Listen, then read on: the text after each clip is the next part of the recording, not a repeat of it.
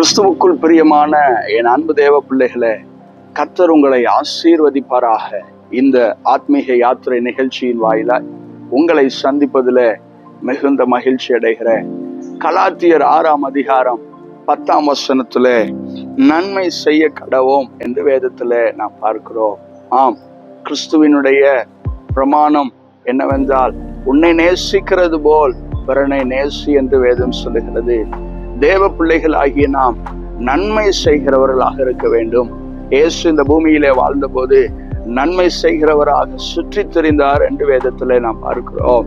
வேதத்திலே ஒரு வசனம் எவ்விதமாக கூறுகிறது, கண்ட சகோதரனிடத்தில் அன்பு கூறாதவன் காணாத தேவனிடத்தில் எப்படி அன்பு கூறுவான்? ஆம், நன்மை செய்கிறவர்களாக நாம் வாழ கர்த்தர் நமக்கு அனுக்கிரகம் செய்வாராக.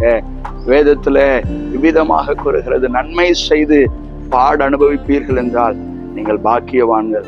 சில வேளைகளிலே நன்மை செய்து பாடு அனுபவிக்கும் போது நன்மை செய்வதிலே நாம் சோர்ந்து போவதுண்டு. ஆம், இந்த நாளிலே அந்த சோர்வை நீக்கி நன்மை செய்து பாடு அனுபவித்தாலும் தேவனுடைய பார்வையில் நாம் பாக்கியவான்களாக எண்ணப்படுவதனால் பரலோகத்திலே நமக்கு ஒரு பொக்கிஷத்தை சேர்த்து வைத்திருக்கிறார். இம்மையிலும் நூறத்தனையாக பலன் தருவார் என்ற எண்ணத்தோடு தொடர்ந்து நன்மை செய்வோம். கர்த்தர் உங்களை ஆசீர்வதிப்பாராக. கண்களை மூடி நாம் ஜெபிக்கலாம்.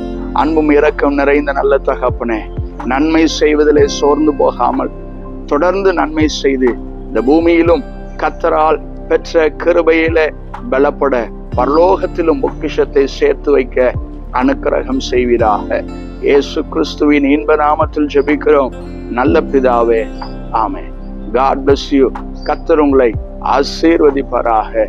ஆமென்.